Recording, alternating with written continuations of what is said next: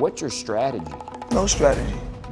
Welcome back, fight fans. And now, ladies and gentlemen, pretty boy, Floyd Mayweather. Today, Floyd Mayweather Jr. is one of the most famous and financially successful athletes of all time. How much money have you made today? 1.2 million. I'm not rich, very wealthy. Ask fighters, trainers, or boxing insiders, and they'll all say the same thing. He's a little too into himself. You know, he should be. I was the same way too, but you have to come to reality some way. His discipline, work ethic, and obsession with perfection were unmatched. But for most of his career, Floyd wasn't loved. He was hated. You ain't shit! You're not shit! I wish I was 50 years younger and I'd kick your ass. Opposing fans hated him because he beat their favorite fighters and made it look easy. Many fans and fighters called him arrogant, selfish, and boring. Which one do I do first? Him. Mayweather. So we're in there, we're fighting low here.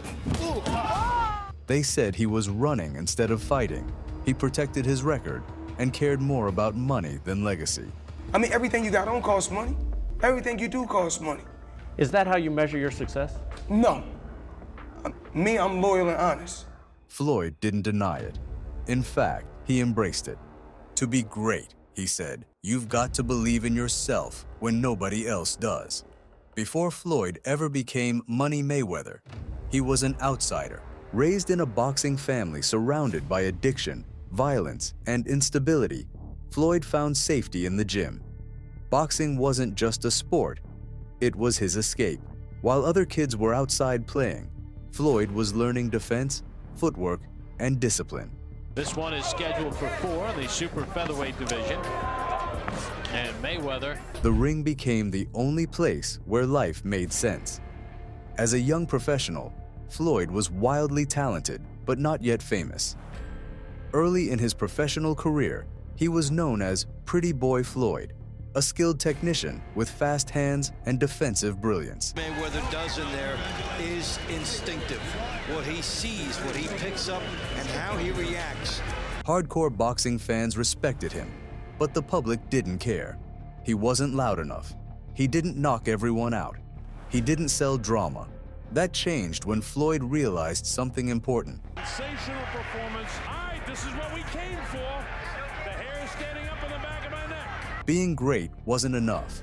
Being hated paid better. I was born to be put in this position. So I think it's going to be a little bit different for. So he went after this biggest name in boxing and played the villain role. So a lot of experience for a 30-year-old kid. So on May 5th, 2007, at the MGM Grand Garden Arena in Las Vegas, Floyd faced Oscar de la Hoya, in which was the biggest fight in boxing history at the time. And when the bell rang, the atmosphere was electric. Oscar started strong, using his size, jab, and aggression to control early rounds. He pressed forward, trying to keep Floyd on the ropes, but Floyd did what Floyd always does. He adjusted and slowed the pace down. He began countering with pinpoint accuracy, and by the middle rounds, Floyd was slipping punches and landing sharp right hands and body shots, and taking control with ring IQ instead of brutal force. After a hard fight to judge, the judges returned a split decision victory for Floyd Mayweather Jr. Floyd Mayweather. The crowd erupted, not in celebration, but controversy. Some thought Oscar did enough. Others saw Floyd's precision and slipped punches. Just weeks later, Floyd shocked the world and announced his retirement. Therefore, it was no immediate rematch. At the time, many believed Floyd walked away strategically, avoiding a high-pressure rematch with Oscar while leaving on top. After that fight, everything changed for Floyd. It made Floyd the biggest draw in boxing and turned his name into a brand, no longer Pretty Boy and no longer chasing respect. His new name, Money Mayweather. In December of 2007, Floyd would return to the ring against Ricky Hatton. Ricky Hatton wasn't just undefeated, he was a national hero. Hailing from Manchester, England, Hatton entered the fight with a 43-0 record. known for relentless pressure, body shots, and toughness. He had dominated the junior welterweight division, and now he was moving up to 147 pounds to challenge the best. The fight took place at the MGM Grand Garden Arena in Las Vegas, and the arena was packed, but something felt different. Thousands of British fans flooded Las Vegas, turning the MGM Grand into a sea of red, white, and blue. The buildup was intense. Trash talk escalated quickly. Hatton promised to pressure Floyd like no one ever had, and Floyd promised to embarrass him.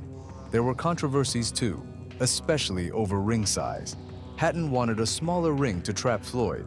Floyd insisted on a standard 20 by 20 ring. Floyd got his way.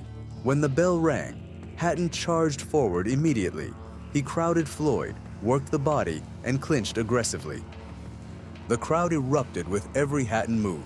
Floyd stayed calm, reading, downloading information, and adjusting. Picking them up every time they get into close quarters. The early rounds were competitive. Hatton had moments, but Floyd never panicked. By the middle rounds, Floyd had found his rhythm. Sharp right hands, perfect timing, and counters every time Hatton rushed in. Hatton's pressure began to slow. Floyd's punches started landing cleaner, and in the 10th round, Hatton was deducted a point by referee Joe Cortez for using his forearms inside, a sign of growing frustration. Later in the 10th round it happened. Floyd landed a devastating left hook, and Ricky went headfirst into the turnbuckle. Hatton went down hard. He beat the count, but it was over. Floyd swarmed him with pinpoint shots, and the referee Joe Cortez stepped in and stopped the fight.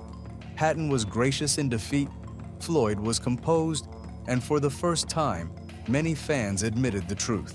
Hatton was tough, but Floyd was on another level. After the fight, Floyd took a 2-year retirement and returned to the ring 2 years later. In September 2009, Floyd returned after nearly 2 years out of the ring versus Juan Manuel Marquez, one of the smartest, toughest, and most technical fighters of his era. From the opening bell, it was clear. There was no rust. Floyd controlled distance effortlessly. His timing was flawless. His speed looked untouched, and his defense frustrated Marquez. He dropped Marquez in the 2nd round with a short left hook and would cruise to an easy victory. Over his next 5 fights, Floyd dominated everyone, making Hall of Fame fighters like Shane Mosley and Miguel Cotto look like they don't even belong in the same ring as him.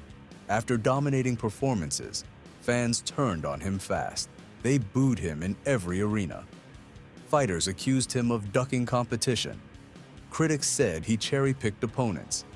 Even when Floyd won world titles in multiple weight classes, people still refused to give him credit. After everything Floyd accomplished, it was only one fight left the whole world wanted to see. The first series of talks for Mayweather versus Pacquiao began around 2009 to 2010. Everything seemed lined up. The money was there. The fans were demanding it. Both fighters were at the top of their game. Then the negotiations collapsed. Floyd insisted on strict Olympic-style blood testing, including random testing close to the fight date. Floyd's position was clear. He wanted the highest level of testing. He claimed it was about fairness and safety, and believed no one should have an issue with clean competition. Manny declined that specific testing window. Manny was uncomfortable with blood being drawn too close to a fight. He believed it could affect how he felt physically. He had personal and cultural concerns about the timing. This disagreement became the center of the conflict. Negotiations fell apart. Fans were furious, the media exploded, and the blame game began. But after 5 to 6 years of back and forth, Floyd Mayweather versus Manny Pacquiao was on. Mayweather's the champion. I'm going with Team Pac-Man. Never discount Manny's ability. Mayweather's gonna win. Pacquiao. It's money man. Anything could happen. And the fight of the century would be happening. From the opening bell, it was clear this would be a high-level chess match and not a wild brawl. Floyd stayed calm and composed throughout. He kept Manny just out of range, used his jab to disrupt rhythm, slipped punches, and countered cleanly. Manny had moments, bursts of aggression, quick combinations, attempts to push the action. But Floyd consistently took away Manny's timing and limited his openings. After 12 rounds, the decision was clear. Floyd Mayweather won by unanimous decision. He remained undefeated, the highest-earning fighter in history, the winner of the biggest fight boxing had ever seen. The reaction was mixed. Some fans wanted more action. Others appreciated the technical mastery. Floyd didn't win by chaos. He won by control. For years, people said Floyd was scared. Floyd was avoiding Manny. Floyd wouldn't be able to handle Manny's style. But on fight night, Floyd did what he always do. He followed the game plan. He stayed disciplined and walked away victorious. Fight after fight, people paid hoping to see him lose and left disappointed. By the time Floyd fought Oscar, Canelo, and Manny Pacquiao, he was no longer just a boxer. He was an event. The most hated man in boxing had become its biggest draw. But something changed near the end.